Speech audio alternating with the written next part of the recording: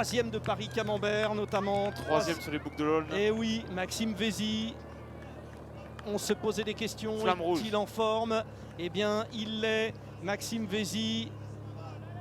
Allez, ils vont être là d'une seconde à l'autre. Hein. Ne vous fiez pas à l'entête avec 1 km. On est plutôt à 700 mètres de l'arrivée.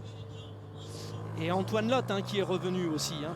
Il y a Antoine Lotte hein, qui est là. Voilà, là on le voit, le panneau 400 mètres l'arrivée. Oh là là là, on va voir une arrivée au sprint. On va voir une arrivée au sprint avec Maxime Vézy qui relance. Ah là, c'est une anticipation. Là, c'est un peu un harakiri, mais bon.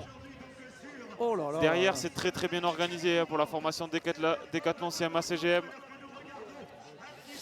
Bien, faites vos jeux. Est-ce que Clément Venturini va pouvoir c'est Paul Lapéra qui se porte sacrifie. Hein. Paul Lapéra qui lance le sprint pour Noah Isidore. Pour Noah Isidore avec Alex Arambourou dans la roue. Et puis nous avons également Mathis Grisel à droite avec peut-être Alexandre Delettre également et Noah Isidore.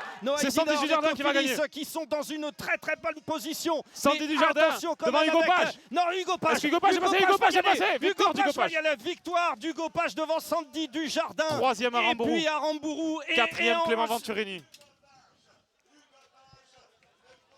Quatrième Clément Venturini qui marque de près ce point.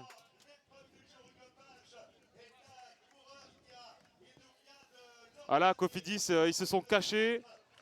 Bah, ils ont eu la bonne tactique. Hein. Là, on ne pouvait pas le prédire, mais les deux ont sprinté. Ils ont failli faire le doublé. Hein. C'est une victoire amplement méritée pour Hugo Page. Souvenez-vous. Hugo Page s'était mis en évidence sur les Coupes de France. Il avait été malchanceux, victime de chute. Il avait sacrifié toute une partie de sa carrière pour servir les sprinteurs Milan.